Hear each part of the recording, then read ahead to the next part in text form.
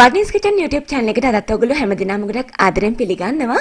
මම අද ඔයාලට කියලා දෙන්න යන්නේ එකම පිටි මිශ්‍රණයක් හදලා ඒකෙන් yeast roti සහ පාන් පිටි වඩේ හදාගන්න විදිහ. අපි මේ කැම වර්ග දෙකම එකම පිටි මිශ්‍රණයෙන් හදාගත්තත් මේ දෙකේ රසවල් දෙකක් තියෙන්නේ. ඒ නිසා පවුලයට ලොකු වෙනසක් කරන්න ඔයගොල්ලන් මේ වීඩියෝ ගොඩක් වැදගත් වෙයි. ඉතින් අපි දැන් බලමු එකම පිටි මිශ්‍රණයක් පාවිච්චි කරලා රොටි සහ වඩේ හදාගන්නේ කොහොමද කියලා. මම මෙතන පාන් පිටි ග්‍රෑම් 500ක් අරගෙන තියෙනවා. ඒක මේ වගේ ලොකු මික්සින් බෝල් එකකට දාගන්නවා. ඊළඟට මෙතන තියෙන ලොකු ලුණු ගෙඩි භාගයක් හීනේ ලියාගෙන ඒකත් පිටියකට දාගන්නවා මේ විදිහට. මෙතන තියෙනවා කෑලි මිරිස් මේසැඳි එකක්, ඒ වගේම කරපිංචා ඉතින් දෙකක් හීනේ ලියාගෙන, අවු මිරිස් කරල් 3ක් හීනේ ලියාගෙන ඒකත් පිටි මිශ්‍රණයට දාගන්නවා. ඊළඟට මේක ලුණු එකතු කරගන්න ඕනේ. මම තේ හැඳි එකමාරක් වගේ එකතු කරනවා. ඉතින් ඔයාලා රසය බලලා අවශ්‍ය ප්‍රමාණය එකතු කරගන්න. ඊළඟට මේ ඔක්කොම මේ විදිහට හොඳින් මිශ්‍ර කරගන්නවා. සුපුරුදු විදිහට වීඩියෝ එකට අදාළ සම්පූර්ණ රෙසිපි එක වීඩියෝ එකට පල්ලෙහා තියෙන ඉන්ෆෝ බොක්ස් එකේ තියෙනවා. එතනින් සම්පූර්ණ රෙසිපි එක ගන්න ඕගොල්ලෝ. ඊළඟට මම මෙතන ඊස්ට් තේ හැඳි 3ක් අරගෙන තියෙනවා. ඒක මේ විදිහට වෙනම භාජනයකට දාලා ඒකට මද උණුසුම් වතුර තේ හැඳි 3ක් වගේ දාගන්නවා. ඊළඟට yeast එක මේ විදිහට හොඳින් මිශ්‍ර කරලා ඇක්ටිව් වෙන්න විනාඩි 5ක් විතර පැත්තකින් තියනවා උඩින් වහලා. විනාඩි 5කින් වගේ පස්සේ පේනවා ඇති yeast එක හොඳින් පිපිලා උඩට ඇවිත් තියෙන කියලා. ඊළඟට මම පාන් පිටියකට මේක දාගන්නවා. දැන් yeast එක පාන් පිටි මිශ්‍රණයට මේ විදිහට හොඳින් මිශ්‍ර කරගන්නවා. ඊළඟට මම මෙතන අරගෙන තියෙන මද උණුසුම් වතුර ml 500ක් ඒකෙන් ටිකෙන් ටික දැම්මම මේක හොඳින් අනා ගන්නවා. ඉතින් ඔයා අද නම් ඔයාලට මගේ වීඩියෝ බලන්න ගොඩක් ආදරෙන්මයි channel එකට පිළිගන්නවා. ඒ වගේම ඔයා මාව තාම subscribe කළා නම් විතරක් මේ වීඩියෝ එකට පල්ලෙහාන් තියෙන අතවල subscribe button එක සහ ඒ ළඟින්ම තියෙන පුංචි bell icon එක click කරන්න.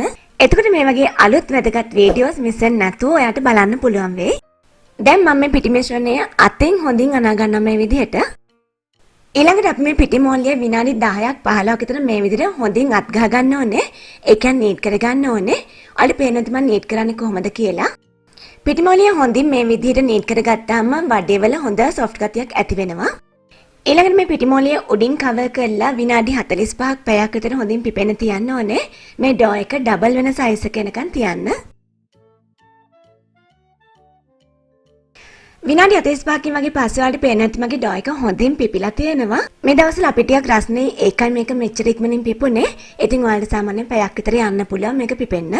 ඊළඟ ඩෝ එක මේ විදිහට පල්ලියට අද කරලා පිළලා තියෙන වාතය ඉවත් කරගන්න ඕනේ.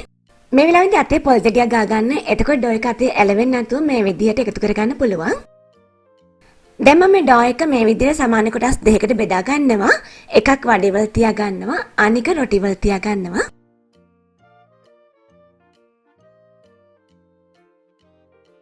මම මුලින්ම කරන්නේ වඩේ මිශ්‍රණය මෙන්න මේ විදිහට පුංචි පුංචි කොටස් කඩාගෙන වෙන් කරගෙන ඊළඟට ඒක වඩේ විදිහට හදා ගන්නවා. ඔයාලා වඩේ ටික ෂේප් කරගන්න පටන් ගන්න කලින් අත් දෙකේ පොල් තෙල් හරි එහෙම නැත්නම් වතුර ටිකක් හරි ගාලා තියාගන්න. පිටි කොටස් අරගෙන මේ විදිහට රවුන්ඩ් කරලා ඊළඟට මේ විදිහට පැතලි කරලා සාමාන්‍ය උළුදු වඩේක ෂේප් එක හදා ගන්න විදිහට මේ විදිහට හදා ගන්න. මම ඔයාලට මීට කලින් පාරේ වඩේ කරත් වල තියෙන සුදු ලුණු රස ඇති පාන් පිටි වඩේ හදන විදිහ කියා දීලා තියෙනවා. ඔයාලට මේ වීඩියෝ එක බලන්න අවශ්‍ය නම් මම මේ වීඩියෝ එකට පල්ලෙහා තියෙන ඉන්ෆෝ බොක්ස් එකේ ඒකට අදාළ ලින්ක් එක දාන්නම්. ඒ ලින්ක් එකෙන් ගිහිල්ලා ඒ වීඩියෝ එකත් නරඹන්න. මේ වෙද්දි මගේ තෙල් එක හොඳින් රත් වෙලා තියෙන්නේ. ඊළඟට හදාගන්න වඩේ මෙන්න මේ විදිහට පරිස්සමෙන් තෙල් එක දාගන්නවා. ලිපෙන් ඉඳන් මධ්‍යම මට්ටමේ තියාගන්න. ඔයාලට දකින්න පුළුවන් වෙයි වඩේ ටික තෙලට දැම්ම ගමන් ගොඩක් ඉක්මනින් ලස්සනට පිම්බිලා හැදෙනවා. ඊළඟට වඩේ ටික මෙන්න මේ විදිහට දෙපැත්ත හරවමින් රන්වන් පාට වෙනකම් බැද ගන්න. මේක ගොඩාක් වෙලා තෙලේ තියාගන්න අවශ්‍ය නැහැ. ඉක්මනින් මේක බැදෙනවා. වඩේ ටික අවශ්‍ය මට්ටමට බැදුනට පස්සේ තෙල් බේරලා මේ විදිහට ඉවත් කර ගන්නවා. ඔයාලට පේනවා ඇති හරිම ලස්සන පාටට බැදලා තිනවා කියලා. මම මේ විදිහට ඉතිරි වඩේ ටිකත් බැද ගන්නවා. මේ දිනම රොටි වල තියාගත්ත පිටි මිශ්‍රණය ඊළඟට මම ඒකත් මේ විදිහට කොටස් කපා ගන්නවා. ඉතින් මම ඔයාලට මීට කලින් ක්‍රම දෙකකට yeast roti හදාගන්න හැටිත් කියලා දීලා තියෙනවා. ඒකට අදාළ link දෙකත් මේ වීඩියෝ එකට පල්ලෙහා තියෙන info box එකේ දාන්නම්. අවශ්‍ය නම් ගිහින් අරඹන්න. ඊළඟට මම මේ පිටි කොටස් මේ විදිහට බෝල කරගන්නවා. ඊළඟට මම හදාගත්ත එක පිටි බෝලයක් අරගෙන මේ විදිහට රොටියක් විදිහට තුනි කරගන්නවා. ඉතින් මේක අපේ රෝලින් පින් එකකින් කරගන්න අමාරුයි මේකේ දී ගතිය වැඩි නිසා. ඒ නිසා මේ විදිහට අතින්ම කරන්න. දැන් මම මේ විදිහට හදාගන්න රොටිත් තැටියකට දාලා හොඳින් පුච්ච ගන්නවා. රොටිය තැටියට දාද්දී ආයෙත් ෂේප් එක වෙනස් වෙනවා. එතකොට ඔයා ආයෙත් මේ විදිහට අතින් හදාගන්න. ලිපෙක ඉඳන් මධ්‍යම මට්ටමේ තියාගෙන රොටි එක දෙපැත්ත හරවමින් හොඳින් පුච්ච ගන්න. රොටියත් ගොඩක් වෙලා පුච්චන්න අවශ්‍ය නැහැ. ගොඩක් ඉක්මනින් මේක පිච්චෙනවා. රොටි එක ඕනකට වඩා වෙලා තැටියේ තියාගත්ත රොටි එකේ තියෙන සොෆ්ට් ගතිය අඩු වෙනවා. ඔයාලට වඩේ ටික බදින අතරතුරම රොටි ටිකත් පුච්ච ගන්න පුළුවන්. මේ දෙකම එකපාර කරන්න පුළුවන්. දැන් මගේ වඩේ ටික බදලා ඉවරයි. ඔයාලට පේනවා ඇති වඩේ ටික හරිම ලස්සන පාටිකක් තියෙනවා කියලා. ඒ වගේම මේකේ හොඳ සොෆ්ට් ගතියක් තියෙනවා. ඇතුළ හොඳ පුළුන් ගතියක් තියෙනවා. ඔයාලට පේනවා ඇති එක. ඔයාලට මීට කලින් පාඩේ තියෙන පාන් පිටි වඩේ හදන වීඩියෝ එකදී පෙන්නුවා මේක මැදින් කපලා ලුණු මිරිස් පුරවන්නේ කොහොමද කියලා. ඉතින් ඔයාලට මේ වඩේ එකත් ඒ විදිහට ලුණු මිරිස් පුරවලා කන්න පුළුවන්.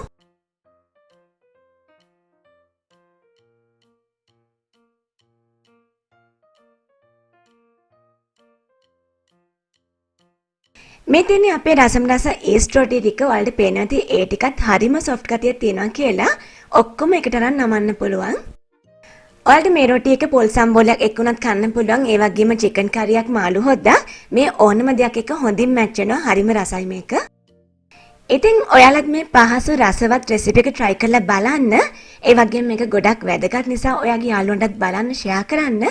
අපි මේ වගේ තවත් අලුත් වැදගත් රසවත් වීඩියෝ එකකින් ආයේ හම්බ වෙමු.